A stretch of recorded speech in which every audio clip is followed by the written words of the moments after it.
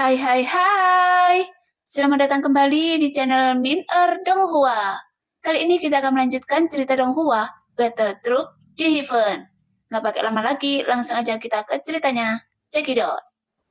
Setelah Xiaoyan selesai memurnikan dan menyerap ramuan tingkat Kaisar keempat, tetapi bahkan tidak ada bayangan puncak Kaisar Do bintang 1 tingkat menengah. Jadi Xiaoyan hanya bisa tersenyum pahit. Sepertinya kebutuhan energi untuk promosi masih terlalu diremehkan. Xiaoyan dengan enggan menuangkan pil terakhir. Begitu ramuan itu sampai ke tangannya, Xiaoyan menemukan perbedaan dari ramuan ini. Energi ramuan ini jauh lebih kuat daripada 4 ramuan sebelumnya, dan kilatan cahaya tiba-tiba muncul di mata Xiaoyan. Apakah ini pil Kaisar kelas 2? Xiaoyan sedikit terkejut. Pil Kaisar kelas 2 berbeda pil Kaisar kelas 1, karena jarak antara keduanya sangat besar. Obat mujarab Kaisar kelas 2 adalah obat yang juga langka di antara klan Xiao. Tanpa diduga, Xiaolong juga menyempurnakan ramuan Kaisar kelas 2 untuknya. Energi pil kelas 2 Kaisar ini begitu kuat. Saya ingin tahu apakah pil ini akan berhasil. Xiaoyan merasakan kekuatan energi ini, meskipun dia sudah tahu bahwa jika dia ingin mencapai puncak jangka menengah, pil Kaisar kelas 2 mungkin tidak cukup. Tapi mau tak mau dia menyalakan secercah harapan di hatinya untuk mencapai puncak Kaisar Do bintang 1 tingkat menengah. Xiaoyan segera menelan ramuan kelas 2 Kaisar ke dalam perutnya. Energi ramuan kelas 2 Kaisar benar-benar tidak sebanding dengan energi pil Kaisar. Energi yang kuat menyapu dan ada suara gemur di tubuh Xiaoyan. Seolah-olah ada energi tiba-tiba meledak dan fluktuasi energi beriak seperti riak di air. Saat energi ramuan itu meleleh, kekuatan aneh dari lapisan gas berantai mengalir masuk lagi dan lebih kuat dari sebelumnya. Energi yang tidak dapat dijelaskan muncul lagi di tubuh Xiaoyan, seolah-olah berubah dengan kekuatan energi ramuan itu bersifat umum. Memadamkan energi pertarungan Xiaoyan dengan kecepatan lebih lambat dari sebelumnya. Mengulangi proses menyerap 4 ramuan tingkat Kaisar tadi. Kali ini, waktu yang dibutuhkan Xiaoyan untuk memperbaikinya jauh lebih lama daripada ramuan pil kelas 1 kekaisaran sebelumnya. Pada saat ini, permukaan meridian di tubuh Xiaoyan sepertinya bercampur dengan jejak guntur dan kilat, dan energi yang kuat meraung di meridian. Ramuan Kaisar kelas 2 benar-benar berbeda. Ketika sinar energi terakhir mengalir ke meridian Xiaoyan seperti sungai yang mengalir deras, tubuh Xiaoyan tiba-tiba bergetar, seolah-olah hantu perlahan beriak di permukaan tubuh Xiaoyan. Kemudian suara teredam terdengar perlahan. Ini periode puncak. Saya tidak menyangka. Xiaoyan perlahan membuka matanya dan ada fluktuasi energi yang belum pernah terjadi sebelumnya di matanya. Setelah menyerap 4 ramuan Kaisar kelas 1 yang diberikan oleh Xiaolong, dan setelah meminumnya ramuan Kaisar kelas 2, Xiaoyan berhasil maju ke periode puncak tahap tengah Kaisar Do bintang 1. Dan hanya selangkah lagi dari tahap akhir Kaisar Do bintang 1. Xiaoyan merujutkan bibirnya dan berdiri, mengeluarkan suara berderak di antara tulang-tulangnya. Senang sekali bisa dipromosikan. Xiaoyan menggerakkan anggota tubuhnya. Sebuah cahaya melintas di sampingnya dan wajah tua yang tersenyum muncul di depan Xiaoyan. Namun Xiaoyan agak terbiasa dengan penampilan Zanlo seperti ini setiap saat. Jadi dia tidak terkejut dan tersenyum. Saya tidak menyangka Anda bisa mencapai puncak tahap tengah begitu cepat. Jika pil itu diberikan kepada orang biasa, mereka mungkin tidak bisa mencapai hasil seperti itu, kata Zanlo sambil tersenyum. Itu semua berkat rantai energi ini. Tanpanya, itu tidak akan mungkin terjadi. Xiaoyan sekali lagi merasakan kemanjuran lapisan udara berantai ini selama latihan ini. Sesekali, kekuatan yang tidak dapat dijelaskan akan muncul di tubuh Xiaoyan dan berpartisipasi dalam proses pemurnian. Tetapi kuncinya adalah kualitasnya telah meningkat pesat. Ngomong-ngomong, Longyi sudah lama duduk di sana berlatih. Mungkinkah terjadi sesuatu? Xiaoyan memandang Longyi yang duduk tidak jauh dari situ, dan Longyi tidak bergerak seperti patung selama beberapa hari, sehingga Xiaoyan merasa sangat aneh. Jangan khawatir, dia baik-baik saja. Kekuatannya masih terlalu kecil saat ini, butuh waktu untuk memperbaikinya. Setelah menyerap begitu banyak pil guntur, ini akan baik-baik saja setelah beberapa hari. Sampai semua pil guntur di tubuhnya disempurnakan. Yanlo melambai dan berkata perlahan, dan Xiaoyan mengangguk lega. Sekarang dia harus bersiap untuk pergi ke pegunungan Tianmo. Baiklah, saya akan keluar dari menara dulu, dan saya akan segera pergi ke pemakaman alam iblis di pegunungan iblis, kata Xiaoyan sambil tersenyum. Siapkan obat penyembuh, itu harus dimiliki di pegunungan. Yanlo mengangguk dan mengingatkan. Xiaoyan mengangguk dan secara alami memahami hal ini dan menghilang ke dalam pagoda emas dengan gemetar. Saat ini, sosok Xiaoyan perlahan terbang ke kejauhan. Xiaoyan belum tahu apakah uang di benua Doki dapat digunakan di tempat ini. Jadi dia memutuskan untuk pergi ke Xiaolong untuk bertanya. Dan dia ingin memberitahu Xiaolong bahwa dia akan pergi ke pegunungan Tianmo. Kediaman Xiaolong adalah istana alkimia. Xiaolong biasanya tinggal di sana untuk memurnikan ramuan dan sebagainya, tapi dia juga sering keluar untuk berjudi. Setelah Xiaoyan berhasil sampai di lokasi istana alkimia, berdasarkan ingatan Xiaoli saat dia membawanya ke sini, saat dia melihat bangunan yang familiar, dia menyeringai dan perlahan berjalan menuju istana alkimia. Segera Xiaoyan mengetuk pintu di luar istana alkimia. Setelah beberapa saat, sebuah suara tua terdengar lembut di dalam ruangan. Xiaoyan, masuklah. Setelah membuka pintu, Xiaoyan langsung berjalan. Dia melihat Xiaolong duduk di meja, melihat resep yang sudah menguning dengan penuh perhatian. Leluhur. Xiaoyan menangkupkan tangannya untuk memberi salam. Xiaolong menatap Xiaoyan dan tersenyum. Tapi tiba-tiba ekspresi terkejut melintas di matanya. Karena dia melihat Xiaoyan sekarang telah mencapai tahap lanjut Kaisar Do bintang 1 tingkat menengah. Jika Xiaoli tahu bahwa kekuatan sebenarnya Xiaoyan sudah berada di puncak Kaisar Do bintang 1 tingkat menengah, dia mungkin akan lebih dari kaget. Xiaolong menatap Xiaoyan dengan seksama dan bertanya dengan heran. Apakah Anda sudah maju ke tingkat lanjutan Kaisar Do bintang 1 tingkat menengah? Xiaoyan tersenyum melihat ekspresi terkejut Xiaolong dan menjawab.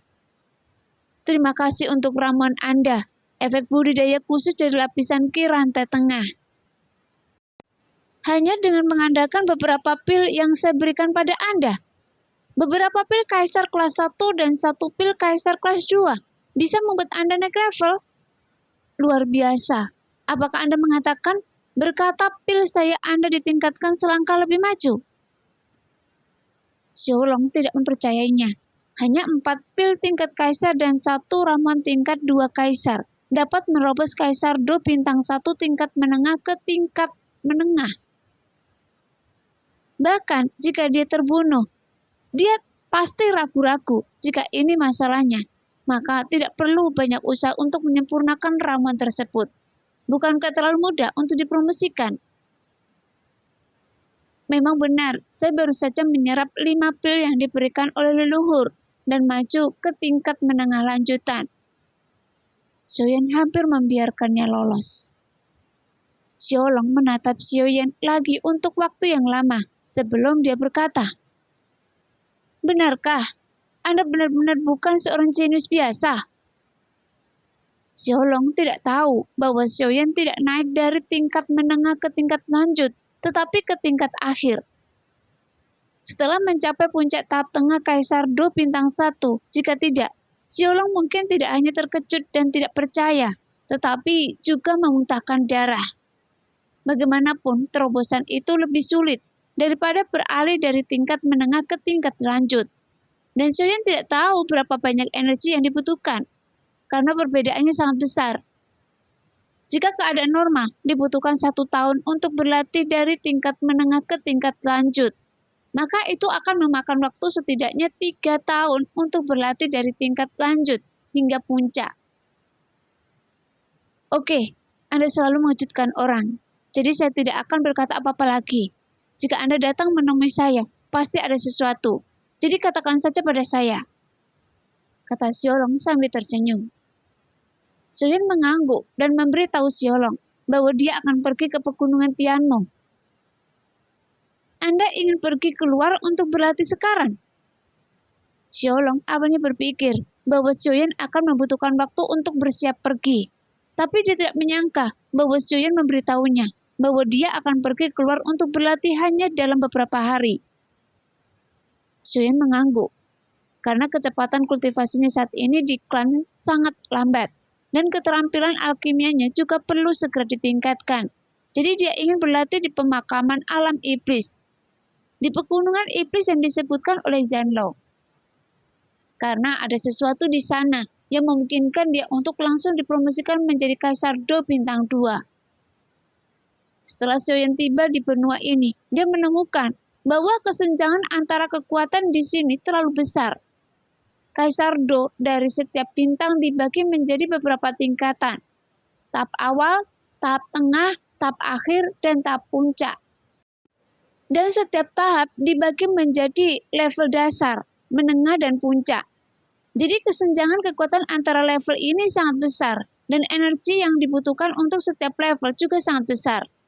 Oleh karena itu, tidak mudah untuk meningkatkan ke Kaisar Do Bintang 2 sekaligus. Jadi, Xiaoyan tentu saja sangat penasaran. Baiklah, saya siap untuk keluar.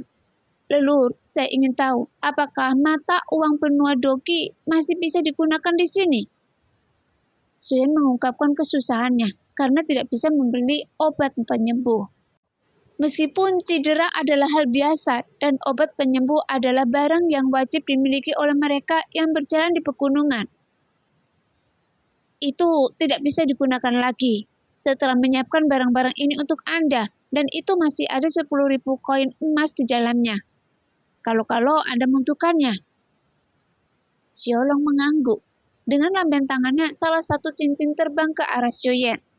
Segera Xiaoyan mengambil cincin itu dan memeriksanya. Ternyata sangat lengkap. Apakah itu obat penyembuhan atau banyak kebutuhan untuk pelatihan? Jadi Xiaoyan tersenyum puas dengan hati-hati menyimpan cincin itu. Berdiri dan mengepakkan tinjunya untuk berterima kasih padanya. Terima kasih, leluhur. Xiaolong tersenyum melambai lengan baju dan berkata sambil tersenyum. Sama-sama. Tetapi Anda harus kembali dalam waktu 1 tahun untuk latihan ini dan harus menjadi anggota klan. Xiaoyan mengangguk, berbalik dan bersiap untuk pergi. Apakah Anda akan pergi ke pegunungan iblis sekarang? Xiaolong memandang Xiaoyan yang hendak pergi dan berkata dengan terkejut. Xiaoyan berbalik. Dia memang berencana menuju pegunungan iblis hari ini. Iya, leluhur. Apakah ada yang salah? Xiaoyan mengangguk dan menatap Xiaolong yang terkejut. Xiaolong tersenyum pahit. Seseorang yang tidak tahu apa-apa berani bergegas langsung ke pegunungan Tianmo. Tahukah Anda betapa berbahayanya di pegunungan iblis surgawi? Anda harus tahu bahwa dengan kekuatan Anda saat ini, jika Anda masuk dengan gegabah, itu sangat berbahaya. Sehingga banyak orang yang mati di dalam. Xiaolong memutar matanya ke arah Xiaoyan, karena Xiaoyan seperti anak sapi yang baru lahir, dan tidak tahu apa-apa. Meskipun di pegunungan iblis surgawi, beberapa monster tidak memiliki kecerdasan yang tinggi, tetapi mereka memiliki tubuh yang sangat kuat. Meskipun kecerdasannya rendah, tapi kekuatan mereka sangat tinggi. Xiaoyan mengangkat bahu, seolah dia tidak tahu apa-apa. Tapi dia telah merencanakan segalanya dalam hatinya. Ada sebuah kota kecil di bawah pegunungan Tianmo, dan Xiaoyan akan pergi ke kota itu dulu. Lalu ke pegunungan Tianmo. Ada peta di lapisan rantai udara, tapi dia tidak bisa memberitahunya tentang peta itu. Jadi dia harus menunjukkan ketidaktahuannya. Saya benar-benar tidak tahu bagaimana Anda mengumpulkan api suci kekacauan. Saya sedikit ragu. Xiaolong menggelengkan kepalanya tak berdaya. Dia berpikir bagaimana orang yang ceroboh seperti Xiaoyan bisa mengumpulkan semua api suci kekacauan. Segera jari-jari Xiaolong sedikit melengkung dan seberkas cahaya melesat langsung ke alis Xiaoyan. Dan informasi tentang pegunungan Tianmo segera ditampilkan di benak Xiaoyan. Xiaoyan tersenyum canggung dan mengucapkan terima kasih lagi. Segera Xiaolong berdiri dan berkata, "Ayo pergi, saya akan mengirim Anda keluar dari klan Xiao. Bukankah Kaisar Ming memberi Anda kompas? Dan Anda bisa menuliskan arah klan Xiao. Jika ada bahaya, sehingga Anda mampu berteleportasi kembali secara instan." Xiaolong berdiri dan meluruskan jubahnya dan berkata dengan santai, "Kompas bumi?" Xiaolong tidak menyebutkan bahwa Xiaoyan benar-benar lupa jika Kaisar Ming telah memperkenalkan benda ini kepadanya. Benda itu dapat memindahkan orang ke lokasi yang ditentukan dalam sekejap, sehingga dapat menyelamatkan nyawa. Segera Xiaoyan menggeliat di atas cincin dan sebuah batu biru samar muncul di telapak tangannya. Dia membelai bahan khusus dari batu ini dan sudut mulut Xiaoyan sedikit terangkat. Kekuatan jiwa perlahan mengalir ke dalamnya, dan cahaya dan bayangan segera muncul di depan mata Xiaoyan. Cahaya dan bayangan ini seperti peta kecil, dengan tanda berputar-putar di tengahnya, dan Xiaoyan segera menuliskan tanda lain pada arah klan Xiao. Dan keluar dari batu dengan kekuatan jiwanya, dan cahaya serta bayangan perlahan masuk ke dalam kompas bumi biru. Itu memang hal yang bagus. Xiaoyan menyeringai. Jika dia ingin kembali ke klan Xiao di masa depan, selama kekuatan jiwanya cukup kuat, dia bisa kembali dalam sekejap. Setelah mencatat tandanya, Xiaoyan dengan hati-hati mengembalikan kompas bumi ke dalam cincin. "Tunggu, sebelum pergi saya akan memberitahu Xiaoli." Setelah selesai berbicara, Xiaolong melambaikan tangannya, dan seberkas cahaya muncul di tangan Xiaolong. Kemudian berubah menjadi seberkas cahaya dan terbang keluar dari istana alkimia dan menyapu ke kejauhan. Xiaoyan sedikit terkejut saat melihat metode komunikasi unik Xiaolong. Saat Xiaolong mengetahui bahwa Xiaoyan tidak mengetahui metode komunikasi yang dia gunakan sekarang, dia bergerak sedikit, mengetukkan jarinya ke kepala Xiaoyan, dan langsung memberikan metode ini kepada Xiaoyan. Meskipun itu hanya keterampilan universal dasar di benua Kaisar Do, karena Xiaoyan baru saja muncul, tentu saja dia tidak tahu apa-apa tentangnya. Tanpa penundaan lebih lanjut, Xiaolong mengeluarkan kompas dan keduanya menghilang ke dalam istana alkimia. Dua sosok muncul di tempat lain dalam sekejap, dan pusaran besar muncul di depan mata Xiaoyan. "Bukankah ini tempat pertama kali saya datang?" Ini adalah jalan di mana Xiaoyan datang ke klan Xiao untuk pertama kalinya. Jalan ini tidak hanya bisa menuju ke lembah Tianming, tapi juga ke tempat lain. Tapi hanya bisa membawamu ke kota Moyun di sebelah pegunungan Tianmo. Dan Anda kemudian bisa memasuki pegunungan Tianmo di sana. "Tunggu sebentar, leluhur Anda Xiaoli juga ada di sini." Xiaolong segera berkata. Pada saat ini sesosok muncul di depan Xiaoyan dan Xiaolong, dan itu adalah Xiaoli. "Leluhur Xiaoli." Xiaoyan buru-buru menyapanya dengan tangan terangkat. Bagaimanapun dia akan pergi ke pegunungan Tianmo hari ini. Melihat Xiaoyan, Xiaoli menunjukkan sedikit kasih sayang. "Anda harus berhati-hati saat berlatih sendirian, dan Anda harus berhati-hati saat pergi ke kota Moyun terlebih dahulu. Karena Sekte Yimo juga memiliki beberapa kekuatan di sana. Mereka telah menyerang Anda sebelumnya. Jika Anda dalam bahaya, beritahu klan Xiao. Dan saya akan tiba di sana secepat mungkin." Xiaoli memperingatkan karena Xiaoyan telah memberitahunya bahwa ketika Xiaoyan datang, Sekte Yimo melakukan penyergapan. Xiaolong awalnya dikirim untuk menjemput Xiaoyan, tapi Xiaolong sedang dalam perjalanan. Dia pergi berjudi lagi dan meminta seseorang untuk menjemput Xiaoyan atas namanya. Untungnya, orang yang menjemputnya adalah Kaisar Ming.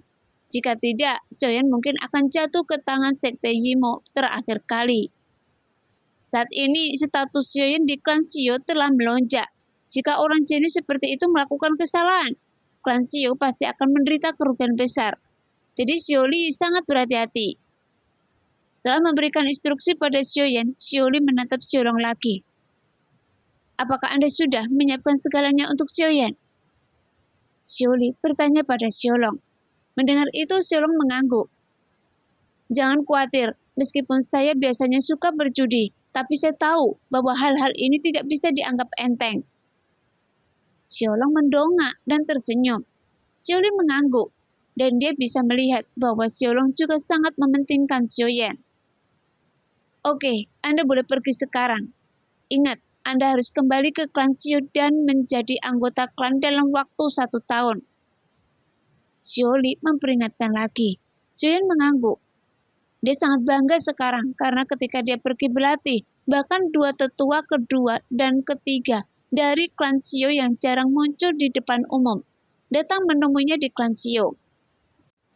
Leluhur, saya pergi dan saya pasti akan kembali sesuai jadwal dalam setahun. Setelah Xiaoyan mengatakan itu, dia pelan melangkah ke saluran spiral dan Xiaoli di belakangnya tidak bisa menahan perasaan sedikit pun khawatir. Karena benua Dodi terkena berbahaya. Segera Xiaoyan memasuki saluran teleportasi dan terbang ke arah kota Moyun. Xiaoyan sekarang pergi ke kota Moyun terlebih dahulu dan kemudian ke pegunungan Tianmo. Meskipun terdapat pegunungan antara klan Xiu dan kota Moyun. Di lubang cacing semacam ini itu dapat dicapai hanya dalam beberapa menit. Dikatakan bahwa di kedalaman pegunungan Tianmo terdapat bahan obat dan biji yang sangat langka. Tetapi mereka juga dijaga oleh monster yang sangat menakutkan. Dan saya khawatir Kaisar Do Bintang 2 biasa tidak tahu betapa menakutkannya itu. Kebanyakan orang tidak berani masuk jauh ke dalam pegunungan Tianmo. Jauh di dalam pegunungan, itu adalah tempat seperti tanah terlarang. Area pegunungan Tianmo dapat dianggap sebagai salah satu yang terbesar di antara banyak gunung di benua kekaisaran. Pegunungan tersebut dipenuhi dengan binatang ajaib, dan banyak sekali orang kuat yang terkubur di dalamnya harta karun di pegunungan. Dan dari waktu ke waktu, ada beberapa orang yang beruntung menemukan tempat di mana beberapa orang kuat meninggal dan memperoleh banyak keterampilan bertarung dan harta karun. Oleh karena itu, meskipun pegunungan Tianmo cukup berbahaya, ini adalah salah satu tempat pelatihan paling populer di kekaisaran. Kota Moyun terletak di dasar pegunungan Tianmo. Seluruh kota dibangun di atas gunung, karena pegunungan kaya akan bahan obat dan berbagai biji langka. Kota Moyun secara alami sangat kaya akan sumber daya, karena letaknya dekat dengan pegunungan. Pegunungan Tianmo, sosok-sosok yang padat datang dan pergi di antara mereka, menunjukkan popularitas yang hampir menakutkan. Saat ini, sosok Xiaoyan muncul di atas kota Moyun, melihat kota yang tampak misterius yang diselimuti awan dan kabut. Ada beberapa keheranan di matanya. Ini adalah pertama kalinya dia melihat kota dengan suasana misterius daratan tampak seperti sarang jika dibandingkan dengan kota pada umumnya. Xiaoyan perlahan mendarat tidak jauh dari luar kota dan berjalan perlahan menuju kota Moyun. Saat dia berjalan, dia melihat ke kiri dan ke kanan ke daerah sekitar kota Moyun. Kota Moyun terbentang di sepanjang kaki pegunungan Tianmo. Terdapat beberapa jalan di sepanjang jalan. Semuanya luas dan bersih. Di ujung jalan terdapat tembok kota yang tingginya lebih dari 10 meter. Di tembok kota ada 3 karakter hitam besar, kota awan setan yang menarik perhatian, tetapi tidak menyilaukan seperti rune yang tidak jelas. Umumnya ini mengingatkan. Di gerbang kota yang tinggi, orang-orang berkumpul seperti semut, dan Xiaoyan mengikuti orang-orang itu ke kota Moyun. Memasuki bagian dalam kota Moyun, luasnya yang begitu luas membuat agak mencengangkan, karena dibangun di atas gunung, dengan banyak jalan yang menyimpang, dengan arus orang yang deras dan hiruk-pikuk. Bahwa di tempat berbahaya ini ada kota yang begitu ramai di bawah pegunungan Tianmo. Namun, ada satu jalan dengan sedikit orang. Xiaoyan melihat sekeliling, dan di tengah jalan ada beberapa karakter besar dengan sedikit darah sekte Yimo. Itu adalah cabang dari sekte Yimo di kota Moyun. Pikir Xiaoyan dengan bibir mengerucut sambil melihat ke bangunan yang sedikit jahat itu. Ayo, jalan-jalan di kota dulu. Pikir Xiaoyan dalam benaknya dan berjalan menuju jalan lain. Setelah berjalan keliling kota selama setengah jam, Xiaoyan mendapat gambaran kasar tentang situasi di kota Moyun. Di kota Moyun, sebagian besar kekuatan adalah milik sekte Yimo. Tapi bagaimanapun juga ini adalah kota terkenal di sekitar pegunungan Tianmo.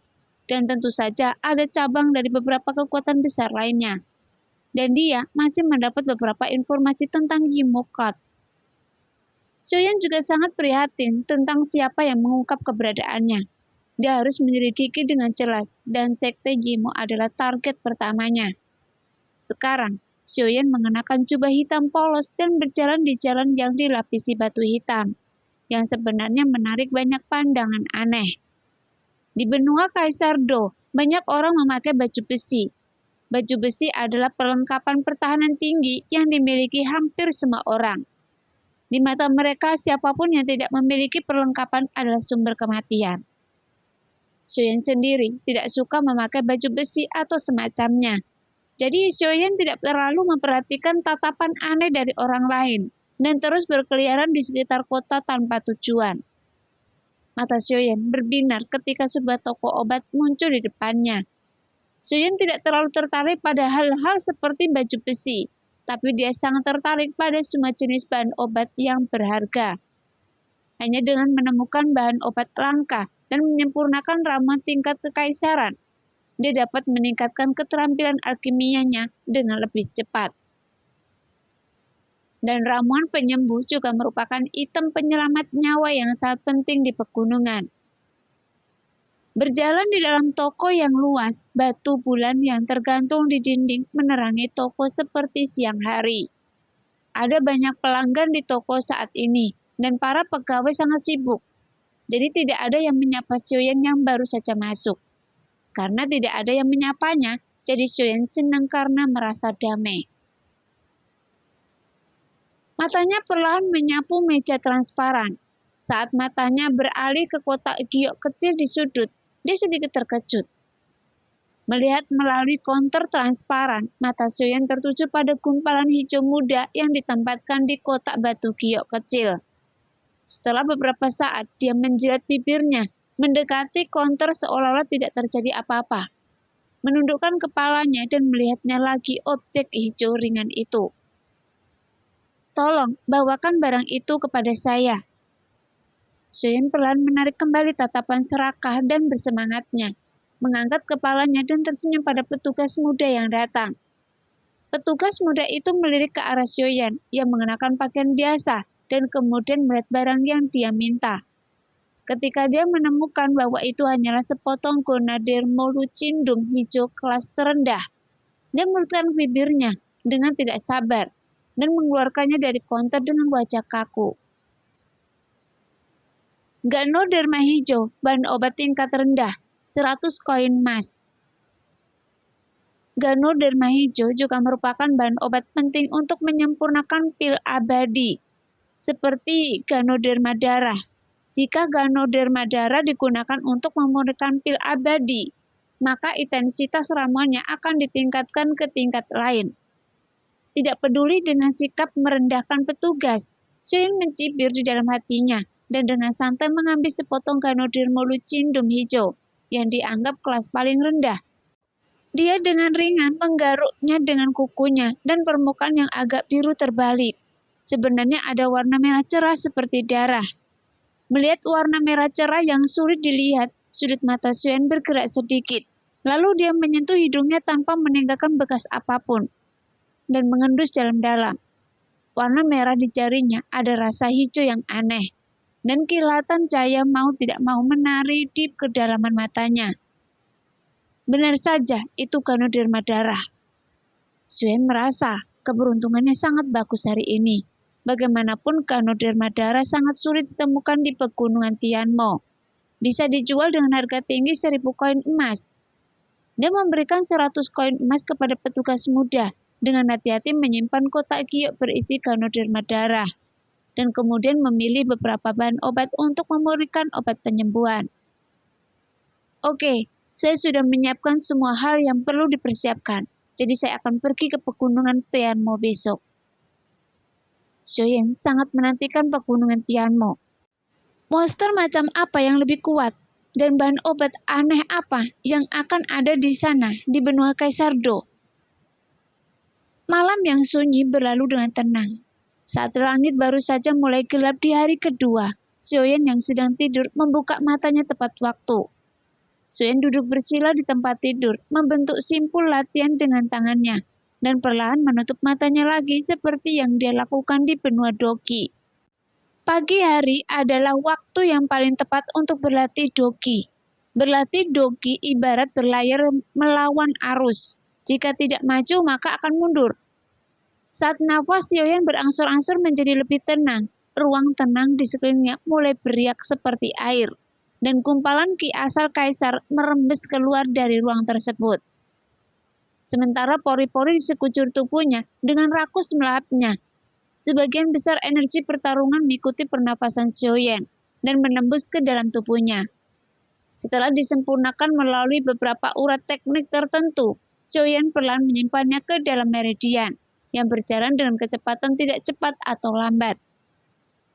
Latihan Doki berlangsung selama hampir 1 jam. Setelah sinar matahari di luar jendela menerangi ruangan dengan tenang, Xiaoyan perlahan menghentikan latihannya. Segel di tangannya menyebar dan seteguk ki yang keruh dihembuskan dengan nafas panjang. Kelopak mata perlahan terbuka dan cahaya kuning pucat melewati mata yang gelap. Dan setelah beberapa saat tersembunyi di bagian terdalam mata.